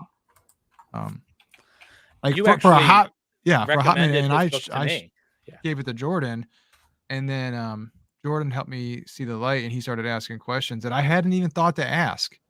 And I'll admit that like at first, the first time I'd ever looked into anything about New Testament history was on the historicity of Jesus. Not the best intro to that topic, but like I was just like starting to get interested in it, and then Jared recommended this book to me, and if you just read it, it sounds very erudite. There's footnotes all over the place. There's more footnotes than there's actual body of text sometimes. Right. I was like, wow, this seems really compelling. And I remember talking to Jared, but like, this seems really good. And then I was like, I wonder why nobody, like literally no one is convinced. Why somebody talk about this? Yeah. Why? This seems so obvious to me, an idiot. Why do all the smart people disagree with me? Yeah. That was a big one for me. And because I had discovered it like on the tail end of my deconversion. So I was just coming out of Christianity. I latched Mm. onto it as like, oh, yep, this, Well, which yeah, is not a good reason to believe something, by the way. So not only what are the Christians wrong about God, they're also wrong about Jesus even Right. existing. Yeah. I could see the seduction there. I can But- also understand the asking that question out the gate of being like, well, do we even know this guy is real? Like, if I've been brought up in this and I've questioned nothing up until this point, it puts everything on the table. So it makes sense that if you go looking, was Jesus real? Mythicism is going to come right up. And if it's the first thing you're exposed to, it's an easy thing to be like, oh, no, this makes sense because you're just fresh out the gate and that makes total sense. Yeah. To me, at least. Yeah. But one tool that I think every skeptic should feel comfortable relying on is the work of experts, people who understand the topic better than we do. Like, we don't want to get into an argument from authority where, like, just because an expert said it, it's true, right? Mhm. However, experts are right more often than they're wrong about the thing they're an expert in. That's why if you have a toothache, you go to a dentist, not a plumber, because you expect the dentist They is got more pliers. likely to be right than the plumber, They do have players, yeah. And so if you find yourself like coming to the conclusion that all the experts in a field, like you're coming to conclusion A and 99% of experts in the field say conclusion B, you could be right. You might be right. It's not unheard of. However, it would behoove you to figure out why they think you're wrong, Like, you should ask that question. One of the things that I've learned is to don't marry yourself to an opinion. That's silly. That you don't need to build your entire personality or identity as a human being onto like an idea that you have. Right? When you are an expert in something and that is your job, then there's kind of a little bit more reason to sort of attach yourself to that label, but not necessarily whatever idea you happen to be studying at the time. There's no reason to get upset over doing more research or finding out something or somebody saying that you're wrong about it. Like, there's no real reason to get mad about it because they're talking about you. Some people will be talking about you, but who cares? Those people are stupid. So it doesn't matter. Yeah, that's a really good point, that all opinions should be lightly held and open to change for new. There's a difference between opinions and principles, right? You can Right. develop your principles over a long period of time and sort of like explore that and kind of decide what you do and what you don't agree with. And you can have general principles and then personal specific principles, whereas those specific principles are things that you apply to yourself that you don't necessarily apply to other people. This is not like you're not setting an expectation. Whereas your overarching principles will be like, people ought to be treated well. Big general principle. So you live your life in a way that the way you vote, the way you shop, the way you do this is mindful of that to a degree. Whereas an opinion could be like, I don't think trans people should be in an Olympic sport because I think it's bad for people in general, maybe even including those trans people. So that opinion, you don't have to hold on to that opinion, but your principle is that you want what's best for everybody to the best that is possible. That's something I was wrong about. I was like, hey, why maybe trans people shouldn't be in the Olympics, specific, not sport, the Olympics, because there's too much drugs involved. So if there's so much drugs involved, then maybe they choose to, it's one of the list of sacrifices that high-level athletes have to make. So, like, you still be trans, you still dress however you want, but you do not transition until you're done your sporting career when you choose to do that. I don't hold that opinion anymore because I'm like, I don't fucking know what I'm talking about. I haven't formed a new opinion about it. I'm just stupid. I'm like, I don't study this. I don't know dick shit about it. Why do I even have an opinion about this? Yeah. That's a very insightful piece of personal, like, retrospective view that a lot of people don't have. I didn't even update my opinion. I just got rid of it. I was like, this is useless. This doesn't help me. This doesn't help anybody. Why am I even talking about this? Get the fuck out of here. Yeah. I think principles, not opinions, is a good principle to follow. I've said many times, like, my skepticism is more foundational than my atheism. Like, and in that, like, atheism isn't a principle to me. Atheism is a conclusion I've reached based on my desire for truth, and like, I value evidence and those are my principles. But I'd reject atheism in a second if if I were wrong about that. In fact, I'd much prefer it because I super don't want to die. It's one of those things where it's like there's something that I don't like that the atheist community tends to do, and it's that it doesn't do much to help people to come out of dogma, and to a degree just instills its own. So when you take one and you trade it for the other, you haven't developed or grown as a person. You've just swapped ideologies, or maybe not ideologies, but beliefs. For and sure. and it doesn't mean anything. I tried. So when I first came out as atheist and stuff, like in the area where I live, there was nothing really. There was a skeptic community, but all they did was just host people and have debates.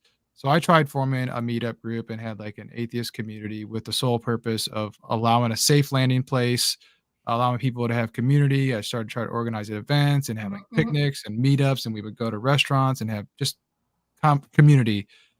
And it divulged basically the Atheists of America found out about us, and they basically tried to work their way in, and then they turned it into like a political thing, and then it just became the same thing that I was trying to avoid. And so like I don't participate anymore.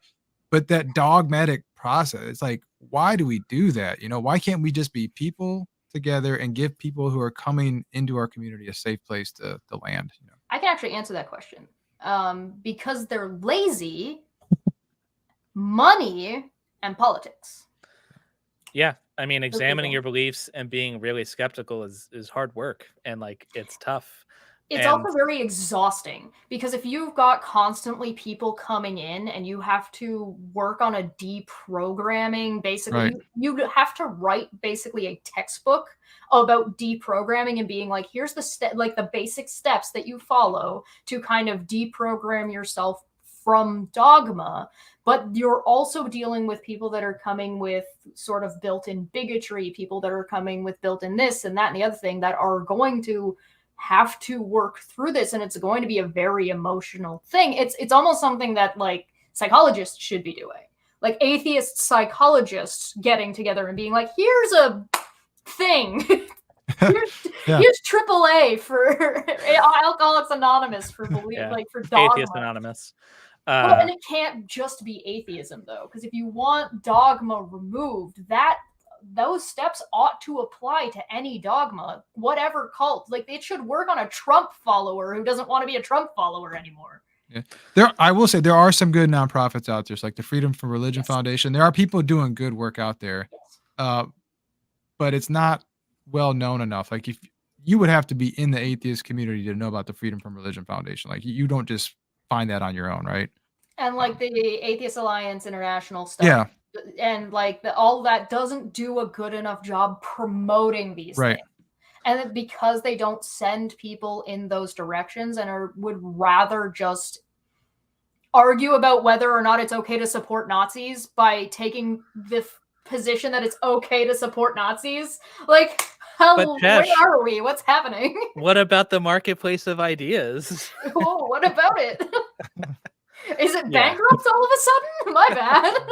Yeah, I definitely have observed the phenomenon of like atheists who leave religion but don't leave the dogma, and some cynical part of me is inclined to think that that's intentional, because it's easy to get, if you just switch into the dogma you like, then you've got a brand new follower for you. But they're not real atheists, so yeah. Well, it's difficult for everybody, and everybody's got to be patient, and it's just exhausting. Yeah, that's part of why we run the channel the way we do. It was important to us starting out that this was not going to be an atheism channel. This was going to be a skepticism channel.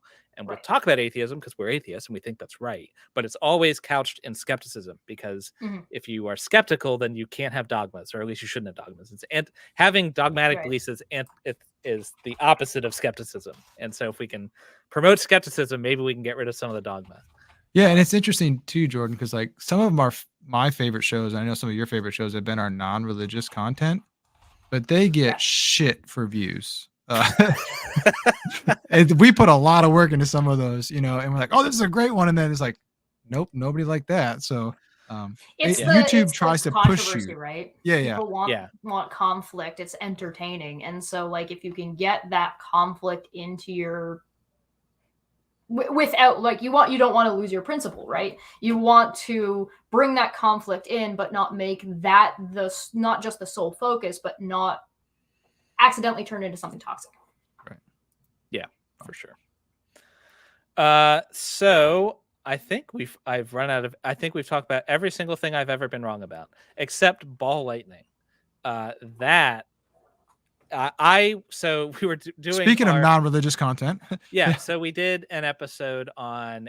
I think it was crop circles, and ball lightning got brought up a lot, and so we were doing another episode on like alien abductions, whatever. Ball lightning, we were going to do it, and I was like, "We'll throw it in there. It'll be easy. This is obviously bullshit. It's like this random piece of like this orb of plasma that's floating around, and you only see it in like airplanes and like in fields. Like this is stupid. It's clearly wrong, and it's real, you guys. Like it's actually a real thing. That's super cool. I was so shocked because like I started looking into it, and I went through the same process I go with everything else. I was like, okay, let me start by assuming I'm wrong, and let's look for the people who like have evidence that say I'm wrong. Let's start there. And I found a paper where some researchers were they weren't trying to study ball lightning. They're trying to study lightning strikes in this particular area, and they happened to catch ball lightning using their equipment. They caught it. It was on their like equipment for some long period of time, long in the span of lightning strikes. And yeah, everything's relative. Yeah, everything is relative, and apparently time allegedly exists. So we don't know what it is. Time. What's I'll tell you after. Tell your story. Okay, so yeah, so they caught it on camera and published their findings, but it's like peer reviewed. And the thing that really convinced me was not just that it was peer reviewed, but it was peer reviewed in a for realsies journal. And it wasn't people who were like the kind of people who are looking for ball lightning, or like, you know, it wasn't in like as an explanation for why the crops make circles. Yeah, they're not ghosts, right? Exactly. They were just like, hey, we're scientists studying lightning, but look at this cool thing we found, you know. So yeah, that's awesome. Yeah. So the fun thing about time, right? It kind of falls in the same kind of weird field as gravity does. You know, like gravity is like if I push this thing off my hand, as long as the force is continuing to go, this thing doesn't actually fall. The ground actually comes up to meet it. Okay. Right? It's because the world is spinning and moving and all that shit. So why teleportation would never work. The computing power for just the math to know where you would have to land is nigh impossible.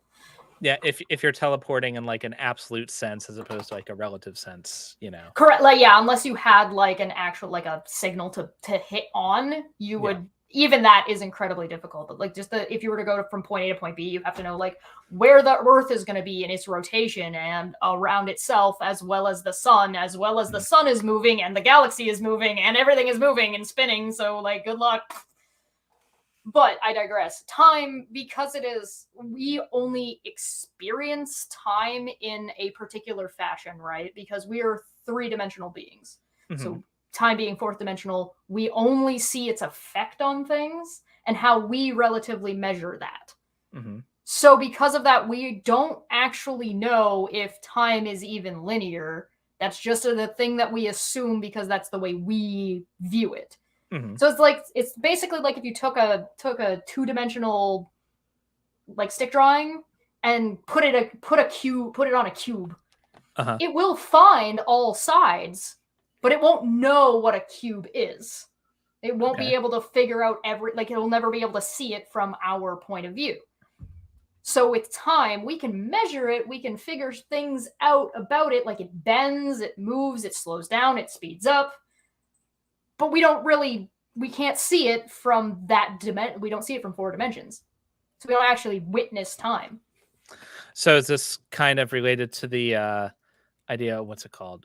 When it's either time, like only the present exists is one of the idea, or that the present, past, and future, none are privileged, they all exist at the same time, kind of like. Yeah, it's one of those things where it's like, does all of time exist at once, where the past, present, and future are only terms that we use to describe our experience, not what time actually is. Because we don't know what time is. Right. Okay. So it's like, it could be the present always, or it could, like, does 1,000 years happen between seconds? I'm inclined, because I'm a determinist, it seems like that determinism is right, then outside of like quantum uncertainty and stuff. But if you go with the many worlds hypothesis, then even that doesn't matter. Then I'm of the opinion it makes the most sense to me that the past, present, future all exist, and we're just kind of like our perceptions are going through time, but that has like no relation Sure. to actually what it is. Yeah, that's valid. Yeah. The thing is But like I'm not we a don't know, physicist, and so I we have may, no clue. we may never. It's one of those things. It's like we might never figure that out, because it's like you get things like the double slit experiment. That's like, what Really is cool. light? We don't even have that shit figured out. We're just like, kinda. Well, it's a wave, that sometimes acts as a particle when an observer makes a measurement. Yep. But like, what is that actually Well, doing? why? What does that Yeah. do? What does that Like, mean? like we can describe what will happen with extraordinary precision, but like what it We don't know. means. Yeah, it's one of those things that is like, that makes no sense. All right, well, it is. So moving on. Again, I'm many worlds because 1, vibes feel right, and 2, Sean Carroll said so in his book, and I liked his book, so Oh, that's fair. Yeah. I don't have an opinion on it. Yeah. I just like to imagine that we live in the worst timeline. Ever since Harambe died, we've just been that was like a definitive, that was a fixed point in time that Doctor Who cannot affect. Harambe died. Now everything is terrible. I think we can probably I think everything did objectively begin to get worse. I've been in a perpetual state of feeling like I'm being gaslit by reality, for the past 7 years, because oh no, like there's just no way this is real. Is this happening? Right? What is this? Yeah. It's like Doc Brown when Marty McFly comes back and tells him that Ronald Reagan's gonna be the president, and he's like, the actor? Yeah. You go back. You go back to 1998 and tell somebody that Donald Trump's going to be president. Yeah. Good luck. Same reaction. The guy from Home Alone? The real estate guy?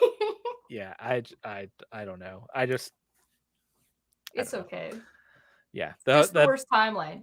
Yeah. The whole, I feel like a third, a third of the country, just you know what? The plague? I'm down with it. Well, okay, yeah, but to be fair, for how many years were people like, we need a new plague? We got to do something about this. And then everybody went, wait, no, not like that. Yeah. All right, so we've been going for almost 2 hours. And I just got Baldur's Gate 3, so yeah, very excited. How much have you heard about it? So all I've heard, I tried to stay away from spoilers.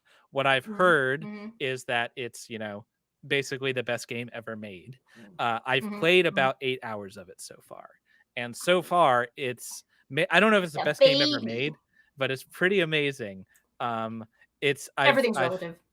I felt awful already about some of my decisions in the game. That's a good mark. If I can feel like I did something objectively wrong in this video game that doesn't exist, Yep. Because I'm morally a monster. Yeah. I killed the owlbear mom, and it's just the scene that's oh my god, what did I do? Bastard. I was just a bloodthirsty adventurer, and I didn't think through the consequences of my actions. Baldur's Gate is like Divinity on crack. And one of the reasons why people are lauding it as one of the best games, or the best game that's ever been made, is because it was made by a small indie studio, Larian, and it took them over 5 years about to do it. And it went so good, and people like it so much that the major developers, your AAA companies, are like, well, no, this isn't fair. We can't be expected to make games this good. I knew it was going to be good. It's not if you don't pay your people. Of course not. That was the narrative. It's guys, don't hold us to the standard. It's unrealistic, Yeah, right. Yeah. Of course. Why would we expect the people making the big money to do things? Yeah. The biggest joke I've seen recently was somebody had said, there was an article that came out that said, CEOs are regretting forcing people to come back to work after them working from home. They blame not having enough information. And somebody was like, yeah, no, imagine listening to workers. And I just said, everyone in charge who's supposed to know what they're doing is a fucking clown. This is embarrassing. Yeah.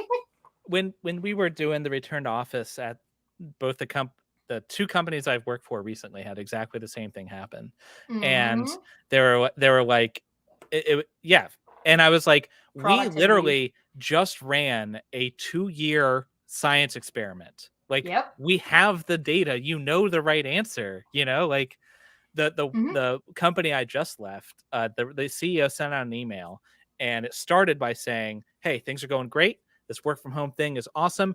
Costs are down, profits are up, employee satisfaction is sky high. Now Anyway, come back pet to work. plebs, go back to the office." And I was like, "Are you It's because kidding it's me not right now?" about money. It's about control. Yeah. Right? They feel like they're more in control. You could say the same thing about like monopolies. Monopolies don't make, like, statistically, you can go back and look at the profits and what gets made and how good a product is and how much money is being made and how much it affects an economy. Monopolies are bad for capitalism, Everyone. especially Yeah. capitalism. But we allow monopolies to exist because it's not about the money. The company doesn't care about the amount of money they make. They care about the stranglehold they have on the industry, so that way there is no competition. They want not control over it, right? It's not about the money. It's about sending a message. Yeah. Yeah. Burn it to the ground. Yeah, Chaos. exactly. We have a message we always like to send to people, Jordan. You talking about a bias of the day? Is that the message you're talking No, about? we're not doing that today. Because No, I'm totally unprepared for that. yeah, no, So as we're closing out, if you wouldn't mind doing all the YouTube stuff, like, comment, and subscribe. If you would like to see our stuff a week early, you can see the next episode. This is the first time ever we have been ahead a week, and we did it because we are now a Patreon. So we're going to be ahead a week forever. And you can go see our new stuff there. You want right now, $5, and you can see it today. But if you can't do that, next year when things we were wrong about comes around. as of time of recording, we have never missed a Patreon deadline. there you go. We're perfect. 100% of the time we've made Good it. job. So there you go. Oh. Yeah. So anyway, next week, if you don't subscribe to Patreon, what you'll see is us taking down CMI and their silly evolutionist nonsense or radiometric dating nonsense. So anyway, subscribe so you can see that. And until next time, remember, you've always got reason to doubt. Peace out.